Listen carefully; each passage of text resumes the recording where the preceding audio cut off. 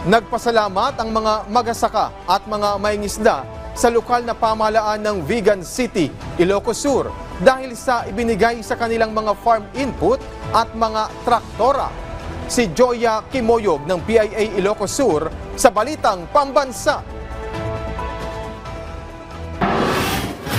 Ipinagdiwang ng daan-daang magsasaka at mangingisda sa Vigan City, Ilocos Sur ang Agriculture Day kamakailan bilang bahagi ng taunang Vigan City Fiesta at Longganisa Festival. Dito ibinigay ng lokal na pamahalaan ng Vigan ang 2 bagong wing van, 1 tractor at higit 1,000 sako ng fertilizer at fish feed. May natanggap din ang mga magsasaka na knapsack sprayer. Ayon kay Vigan City Mayor Jose Singson Jr., ito ay inisyatibo ng lokal na pamahalaan upang bigyang pugay ang dedikasyon ng mga magsasaka at mangingisda sa pagpapanatili ng food security sa syudad. Kung ati farmers, terong kamigan na mo, na pagsisiniran nyo, 2 klase na niya po.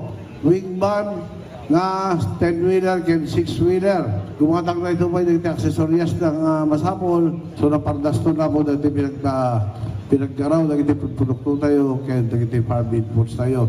Laking pasasalamat ni Hector Fernando, Farmers President ng Barangay Mindoro, sa mga tulong na kanilang natanggap. Ay dakil nga yaman mo yan, di nagiti machineries kan nagiti ganagan nga inintid na kanyami ma'am ta dakil nga tulong kanyami manalo.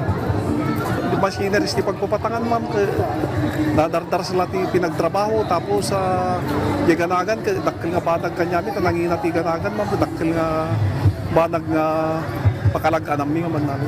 Maliban sa pamimigay ng iba't ibang assistance, ay isinagawa rin ng city government ang Agri-Float Parade Competition kung saan 23 barangay ang naglaban-laban para rito. Nasungkit ng Barangay Rugsuana ng unang pwesto, samantalang pangalawa naman ang Barangay San Julian Norte at pangatlo ang Barangay Purok Adakel. Mula sa PIA Ilocos Sur, Joy Kimuyog para sa Balitang Pambansa.